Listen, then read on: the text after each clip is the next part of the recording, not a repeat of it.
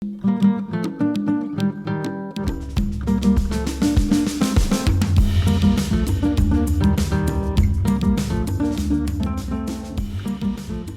back, friends. Boy, today's going to be a great show. You are going to have your mind expanded with today's guest. Today, I'm going to introduce you to my new friend, Eric Kish. Let me just read a little bit to you about his background. First of all, Eric is the author of two separate books. One is called The Everyday Turnaround, The Art and Science of Daily Business Transformation. And the second one is called From 5 to 50 to 500, How to Build and Run Scalable Organizations. And Eric, that book means a lot to me and our growth here at Hiller, so I'm looking forward to our discussion. Eric also has got a master's from the Stanford Business School. He's got certificates in strategy and innovation from a little place you may have heard of called MIT, and an engineering degree from the University of Bucharest. He's run 12 separate companies prior to the one we're going to talk about today. On average, he's turned them around in 18 months. He's been in 5 different industries, and he's worked on 3 different continents. Learning about Eric and his past and his vision for the future, I think there's benefit for you and a definitely benefit for me. So I cannot wait to introduce you to our new friend, Eric. But first, as you know, we're growing here at Hiller Measurements as well. And here's a little bit of a taste of what's going on right here in our company. 5G is coming. More data, more connected things, and capabilities we haven't yet fathomed. But already government and universities, base station, handset, and IoT companies, they have all gone to Hiller Measurements for inspired design in research, development, and production test. Why don't you? Welcome back. Well, I told you a little bit about Eric. Let's get to know Eric. Eric, welcome to the AE Squared stage. I wish you were here live, but we continue to operate in a time of COVID, but at least you and I get to talk without masks on. Yes. Thank you for having me. So where are you coming to us from? Do you mind sharing? I'm sorry? Where are you right now?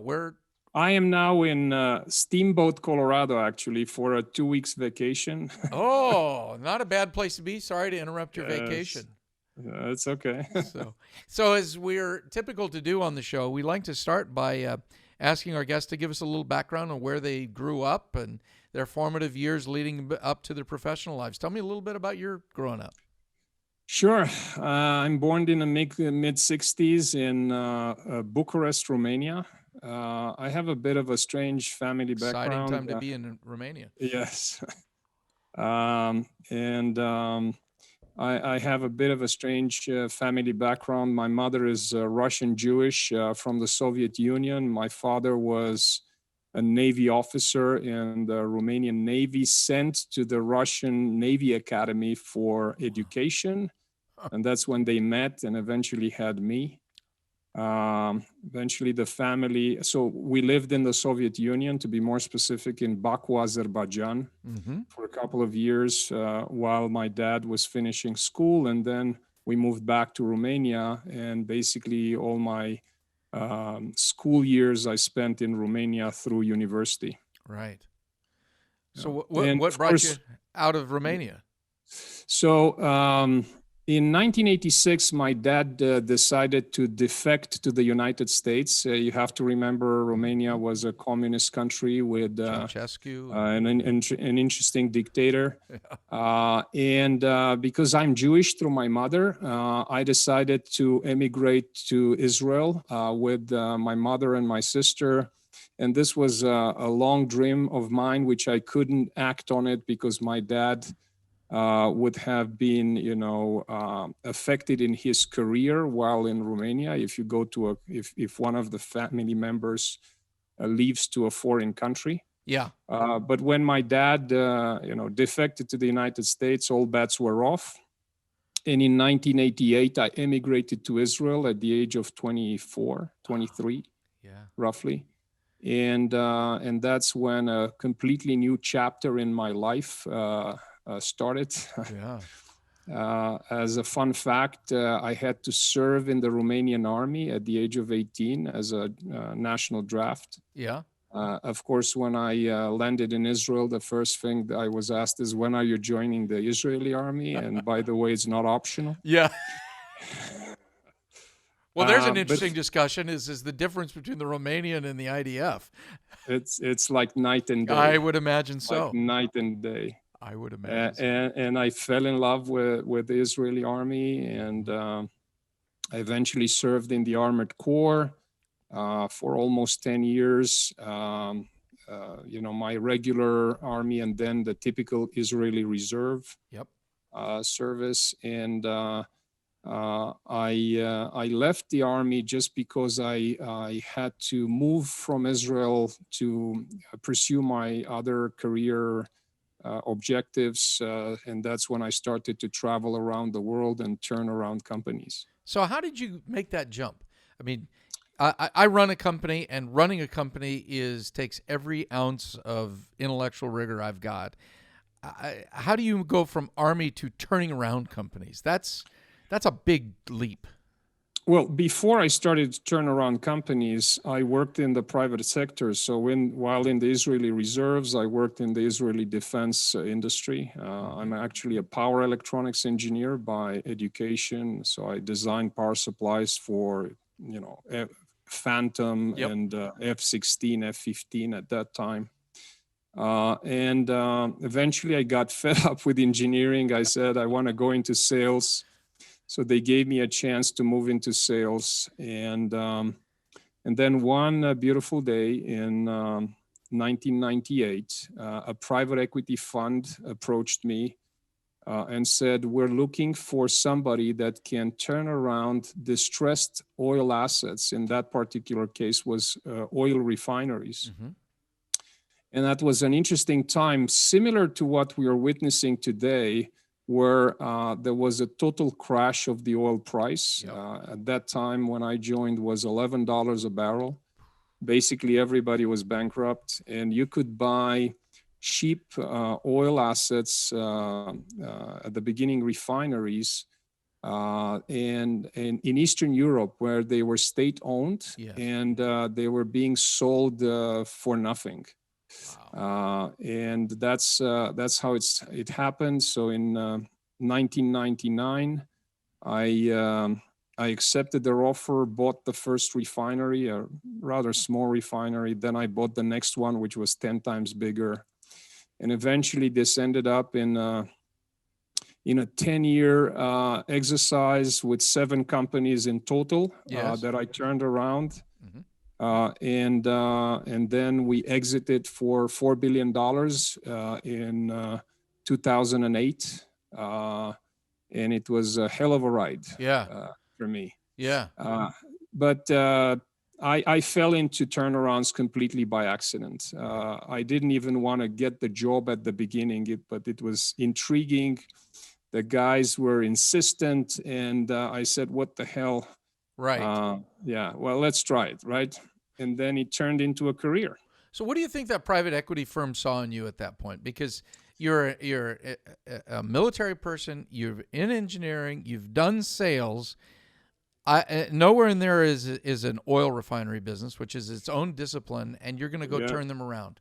Yeah. So there was a lack of leadership and management talent in Eastern Europe at that time. Okay. And I had the privilege of, first of all, knowing the languages spoken in the land. So I speak fluent Russian and Romanian because of my upbringing.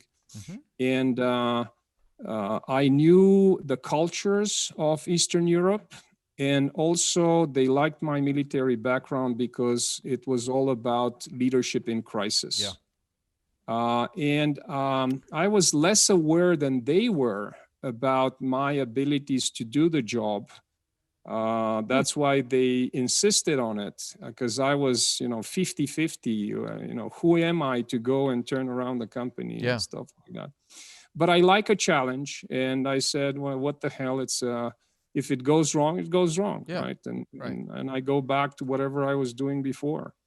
And that's how it happened. But it was not planned. It just life throwing you an opportunity, and you either take it or not. Right. So what was the biggest, the steepest learning curve in those nascent days? You're buying inexpensive oil assets. You're trying to keep them alive, waiting for oil to recover. When you look back on that, what were the big lessons learned, or what would you tell your son who wants to follow in your footsteps from your experience that that would be maybe perhaps surprising to our listeners? So I had a lot of concerns. Like, for Right. example, I had no experience in the oil business. Yeah. Okay. Literally none. Yeah. And I was very young too. I was 34 years old at that time. Mm-hmm. So I said, how can I go and speak with authority in front of people that have been doing this for like 40, 50 years? Right. And then I quickly learned that I don't need to know the oil business. I need to know the people business, because I have enough guys that are there that know the oil business. Okay. So my business is to turn around the culture of the company before anything else. And in the technical sides, you can always hire somebody.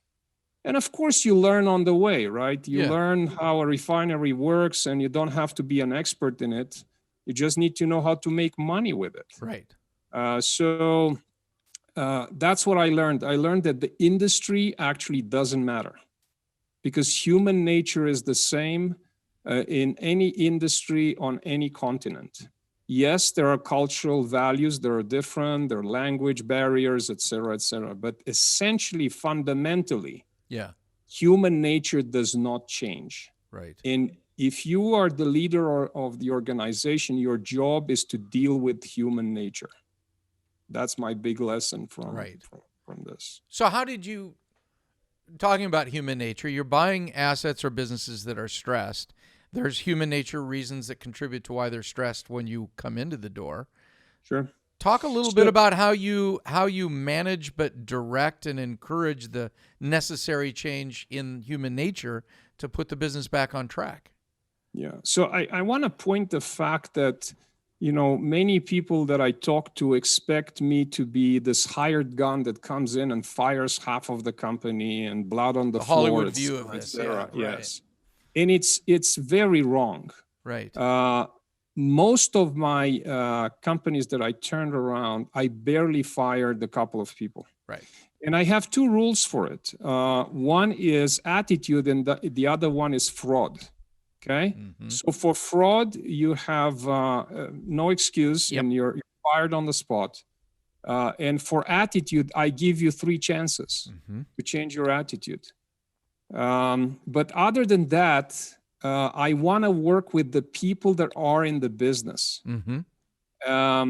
Like, for example, at Nanoramic, I fired one person, which was the CFO. Yep. Because I couldn't get the attitude right. Right. And in turnarounds, you don't have time. Yeah. So you're pressed on time. Investors are fatigued. If you don't turn around the business in 12 months, you're basically dead. And if you don't figure out what are the levers to turn around the company in the first 30 days, it's too late. Right. Okay. So what happened is, over time, I developed a method. I go in, and for 30 days, basically, I don't speak. I only listen. I ask stupid questions. I am non-threatening. Although these are more or less hostile situations, where I'm parachuted there overnight, and nobody wants me there. And everybody's afraid for their job, et cetera, et cetera. Right. But in the first 30 days, I make human contact, and I learn the people who am I dealing with. That's what I'm looking for. Of course, I'm looking for skeletons in the closet. And then I look for these 2 things, attitude and fraud. By day 30, I already know who's going to go. Yeah. Right. And what is also interesting is, when I do this, I'm looking for what is called the sacred cow. So nobody really takes you seriously. Right. Literally, the first You're the outsider. Yeah, you're the Yeah. outsider and like, okay, but when are you gone, Mister? So, because you don't understand our business. Who the hell are you? You've never been in the oil business. You're probably too young for the job, et cetera, et cetera. So it's a lot of passive Yeah, aggressive a lot, attrition. They're passive going to, who can aggressive. wait the longest? Yeah. Exactly, Right. exactly. But then I identify the sacred cow. And for me, the definition of the sacred cow is the person that it's indispensable. So the Yes. person that if you fire, everybody thinks the whole company will collapse. Okay. Mhm. And that's the first person I fire Yes. publicly. Yes. Okay. Yeah. And but I do it in a certain manner. If I identify, let's say, 3 people that I need to fire, I pick a Friday, and I fire them in about an hour. And then I call the whole company in and I say, I fired XYZ for these reasons. Right. And by the way, firing season is over. And now everybody gets back to work to turn around this company. Okay. So I clarified that there is a safety net now. There'll be no more firings going on. Right. I explained the reasons why I fired those people so they understand what I'm looking for. Yep. And then I'm telling them that we share the same mission. Right. Okay. And all of a sudden, everybody listens to me like magic. Yeah. Yeah. Absolutely. Because this guy's means business and he's here to help us. And usually when I fire the sacred cows, I get applauses. Yes.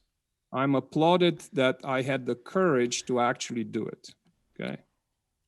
So this is kind It's of an a immediate pattern. morale increase as well. Immediate morale yeah. increase, and all of a sudden there is place for others to rise up to the next challenge, to be promoted. Right. Right. Right. And that's my style. Then how I turn around the company, every single company is different. Yes. I mean, I could not find, even in the same industry, every company is different. So I improvise a lot, but I keep the fundamentals. And this is what I described in my 2 books. I wanted to share with other people things that don't change when I look at companies. How do you turn around the culture of the company? Where does it start? What are the tactical things you can use in order to turn around the company? Okay. And how do you deal with people? How do you deal with communication? How do you deal with personality? Personality profiles and drives, behavioral drives. And it's a combination between science and practice. So behavioral science is heavily used in my practice. Right.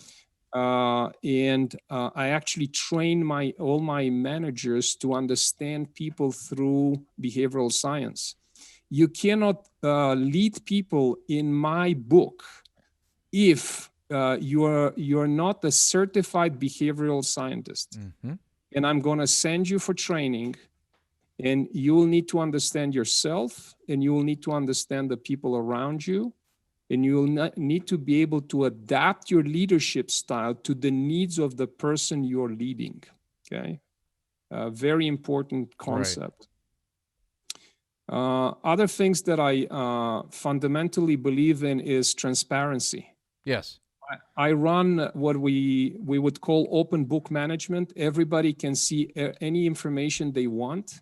Right. And lately, I have the rule that we need to have infrastructure in place so you can find any information you want in 60 seconds without asking anybody. This is my benchmark. Got it. Which, takes me to have, very good IT infrastructure. Yeah, I was going to say, it sounds like you've got a template for ERP, IT, and all that you drop in now. Yes, I do. So now I can basically put a company on an information management platform in 90 days from the moment I land. Okay. And this gives me information because in the distressed businesses that I come in, there is no information that you can trust, or it arrives too late to be acted upon.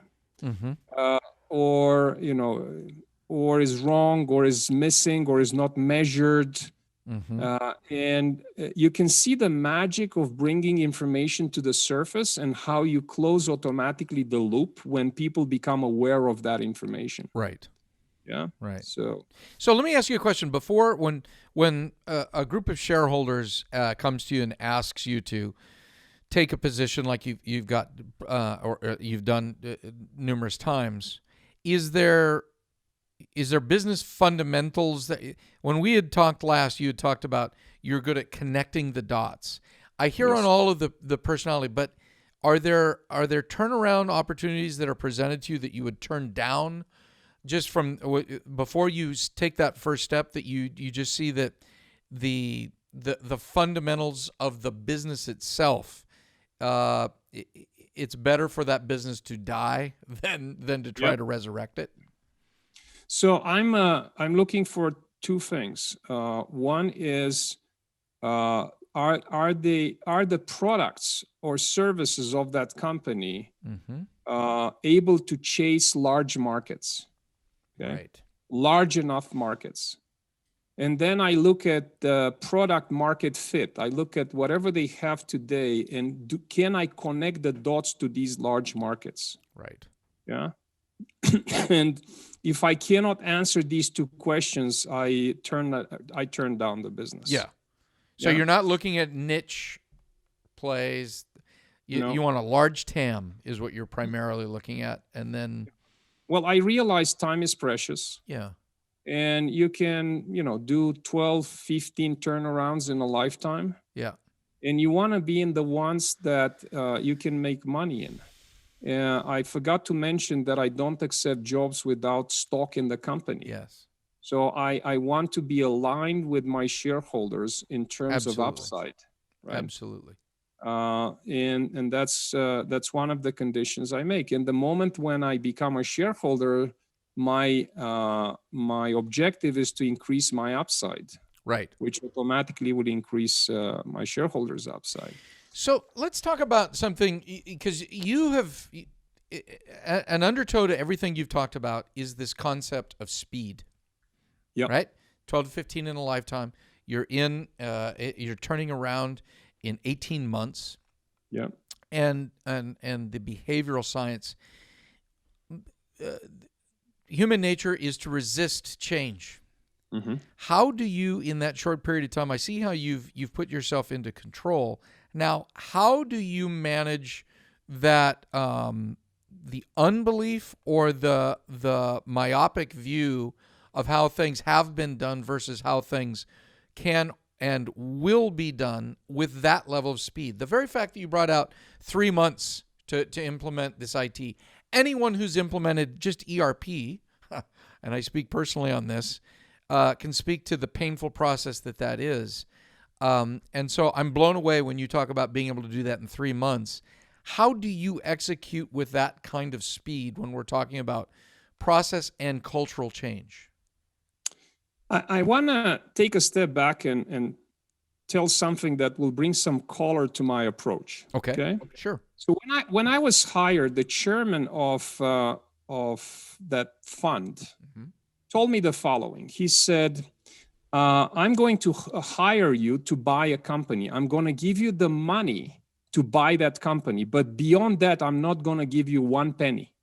Okay. Mm-hmm. So you have to figure out how you turn the company around without additional capital. Okay. Second was, I am going to send you to acquire the next company without warning. And you need to leave behind a team that can run the company better than you. And you're not allowed to take anybody you trained with you. Okay. Which means that I became sort of a training machine for leadership. Right. And that's how I ended up with 7 companies turned around, and I left behind 7 leadership teams. Okay. So when you do that, and you tell everybody there that you're temporary there, right? You will just cater to the needs of the turnaround, and then My job is to identify and promote and train the next leaders of that company, which immediately creates a huge incentive for people to play ball with me, because now I care about their careers. It's not about me just turning around and leaving. It's about me leaving a sustainably run company behind me. And that's the promise I make to the people that hire me. Okay. Got it. Yeah. So eventually, after I go through the crisis management period, which is about 90 days, I turn my focus into identifying the stars of tomorrow in terms of leadership. And I always look inside and not outside. Right. Okay. And they know that. They know that I will never go outside unless we decide that we don't have the skills and we have to hire somebody. Right. Okay. Got it. So this allows me to create a level of engagement that it's, I would say, out of this world. And this is probably my biggest satisfaction. In about 12 months, my test with myself is that if I go to work and I'm done by noon with my things, it means I did my job. Okay. It means that I was able to structure processes and information and pick the right people and train them so they can act independently in what I call in line with my intent, which is directly, the commander's intent concept. Yes, right. I only define an end state that I'm intending, and then I never tell them how to do their jobs, okay? But I do train them in the practice of running a company. But I'm not going to tell them how to do their day-to-day job. That's very important, and it's tempting because you know how to do it. You can do it faster. Sure. You can do it better, but that will not help the organization. So I need to restrain myself in barking orders. Right. Yeah. And I need to allow people to make mistakes and learn from them and create a safety net for them. And this is what I do after my 90 days of fighting, the imminent crisis or the bankruptcy that is looming. Where did you learn that? Because when I hear you speak of that, I think immediately of General Mattis's autobiography, and I wonder if that is something that is at its root ingrained in your military training. It is absolutely ingrained. Yeah. So my formative years in the Israeli army. Yes. Which, as we said, was very different from my Romanian experience. So the Romanian experience is basically you're a little cog in a big machine. You're not trusted. Right. And everything is by regulation, and they control you by humiliating you. That's how communist armies work. You end up in Israel, and it's like the opposite of what I just said. Yeah. All of a sudden they said, we trust you, and you're here for an overarching goal, which is the defense of the state of Israel. Right. Which is, the land, the first country after the fall of the Second Temple that Jews could call their own. Right. Yes. Yes. And you're part of something great. And of course, Israel, it's an amazing country in itself. Right? It is.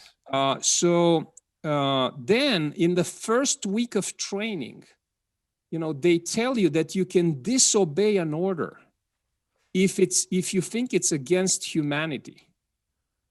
Now, in the Romanian army, they would tell you disobey an order, you face court-martial, and in certain conditions, they just shoot you, right? By firing squad. Right. So all of a sudden, they tell you that it's your obligation to make judgment calls on the humanity of your actions, right? So, this already opened for me a very different world. And then I loved it so much. I wanted to build a career in the army. I was too old, unfortunately, for it. Right. 24 in the Israeli army, you can be a captain by 24. Yeah. You start at 18, you do 3 years. It was too late for me. Right. But I did learn from my commanders. Mm-hmm. And my commanders were there to clarify their intent to me, to train me very well, to assess situation, to be aware of to have situational awareness, and to act on my own decisions without calling my boss. Right. So in order to do that, in exercises, they would emphasize making mistakes in a safety net. And then we would analyze those, encourage it. They would encourage making mistakes because always the information you get on the battlefield is fractioned, and half of it is wrong and half of it it's late. Yep. And you still have to make decisions. Mm-hmm. And they encourage you to take decisions because a decision is always better than indecision. Right. But then we would learn from our mistakes. And that's how we would improve ourselves day after day after day. So this commander's intent with freedom of action based on your judgment call on the situation on the ground, right, without requiring to call your boss and ask for permission, was what changed my life. Okay? And this is what I'm practicing every day. I'm telling them, you will get my intent, you will get trained, and then you are expected to take decisions, make mistakes, and learn from them. Mm-hmm. And the way I test this is after about 9 months, I take a 30-day vacation, long vacation. And I tell everybody they cannot call me and I'm not going to read my emails. And I tell them that when I'm back, I want to see this company running better than I left it.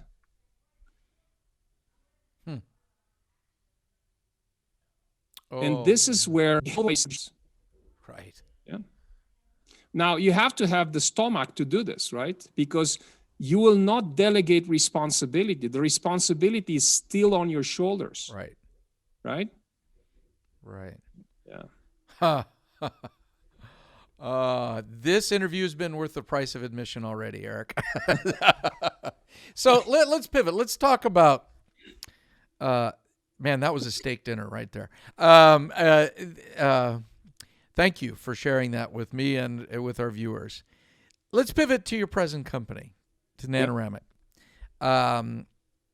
Full disclosure for our viewers, we have at Hiller an interest in what they're doing at Nanoramic because power storage devices and the test of those is a core focus of our company. So full disclosure there. But take us a little bit back as far as when you first took over Nanoramic. Tell us a little bit about this story about what Nanoramic has become since you've taken the helm. Well, I would like to start on how I got into it. Yes. So Nanoramic is an atypical company. Yeah. For me, I wouldn't take a company that doesn't have cash flow. It's very hard to turn around company without customers and some cash flow. Mm-hmm. But Nanoramic, which was previously known as FastCap Systems, came out of an MIT lab with 2 PhDs that decided that they can invent new materials for energy storage devices. And that was back in 2009 when, after the Great Recession, the Obama administration was funding projects to stimulate the economy, especially on renewable resources, et cetera, right? The clean tech. Right. And these 2 guys who never ran a company in their lives, by the way, went on a stage, presented their project, their startup, and they got eventually $10 million in grants from the government to develop this technology. Got it. And then this was followed by about $20 million in super angel money and an additional $10 million in debt. So by the time I came in, they had $40 million in debt, but they had a technology, they didn't have a product. Right. Okay? They had no revenue, but fundamentally, the money was put to good use to develop, groundbreaking technology. Right. Okay.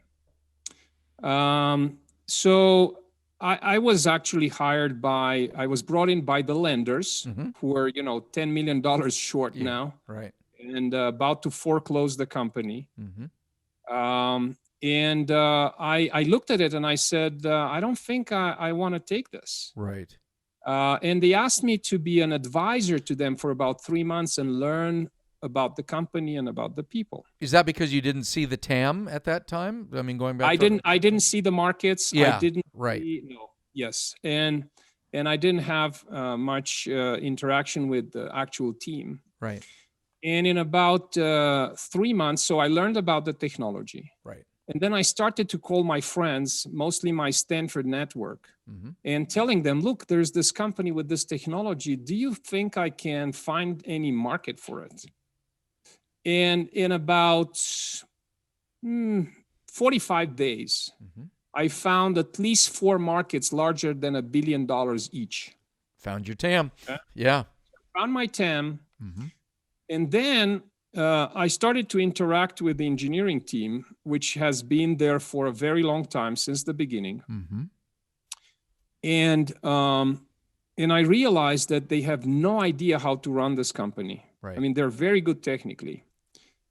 But then at about day 45, they asked me, how are they doing in terms of running the day-to-day? And I said, I think you have a lot to learn. Right. And their answer was, can you teach us? Which was a big, big aha moment for me. Right. So there's somebody here who is willing to learn, and they're looking for somebody to teach them. And I actually had a session with them on agile management, which I practice every day in any kind of company I run. And we had a 1-day session. And that's how I fell in love with the team. Long story short, shareholders eventually made me an offer I couldn't refuse. And February 1st, 2017, I joined the company. And we immediately started to create products for the markets we identified. So we came up with the first high temperature supercapacitor in the world. There is still the only one, can operate at 150 degrees Celsius and even more. Wow. We have a prototype now that works at 175, and we have a prototype we developed for NASA that can work at plus 300. We also so this is for like rad hard space applications or these are downhole oil, things of that sort? Yeah. So the 150 degrees Celsius is actually a mature project used in downhole applications in oil and gas. Right. The plus 300 and minus 100 was developed for deep space missions.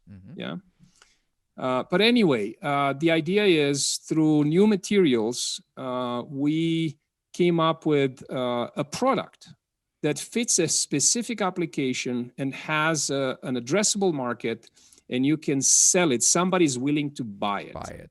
Right. And over these 3 years, we actually developed 3 brands. So the supercapacitor brand with more product lines. Then we developed thermal interface materials, very highly conductive thermally. 4 times to 8 times anything you find on the market, more thermally conductive. So now that translates more over to a battery type application then, doesn't it? Well, yes and no. This is more for cooling stuff, right? So cooling microprocessors with roger that. Stuff like that. Roger that. But then an interesting event happened that tells you that you need to be aware of what's going on the market and catch fleeting opportunities. That's why we never plan, we just define intent. Right. And we reset our intent every quarter, okay? Because the world will change in a quarter, and you want to check your assumptions. Right. So we were deep into supercapacitors, which was rather a limited market, maybe $50 to $100 million market.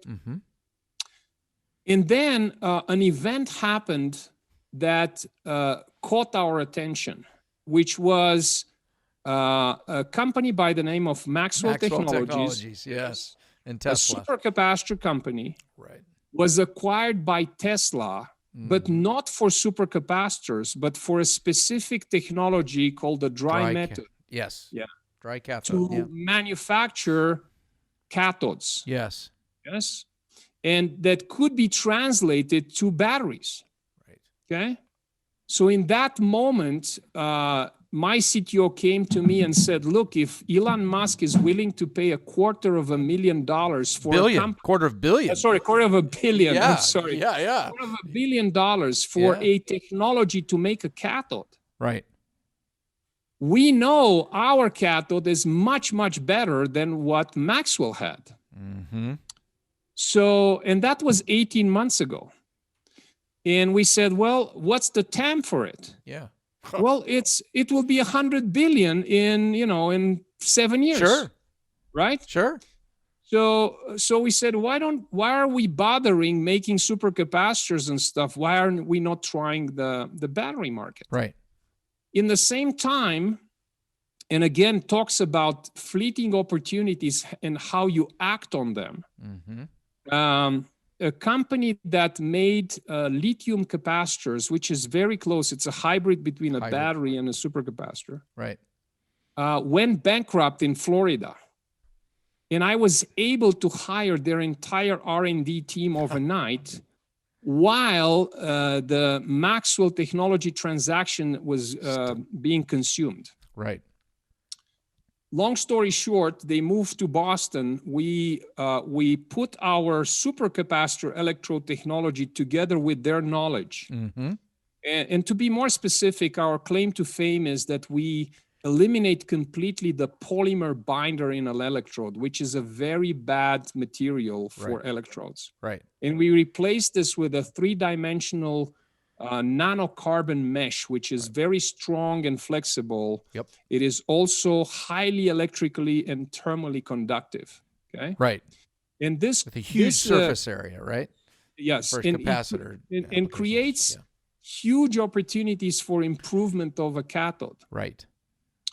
But we never tried it into a lithium-ion battery. We did it in supercapacitors. Right. So with this team of 5, in about 3 months, we had the first results, and we were shocked by the results. Long story short, we pivoted the entire company towards the battery business by September. Wow. We had the brand to go to market for lithium-ion batteries, which we call neocarbonics technology. Okay.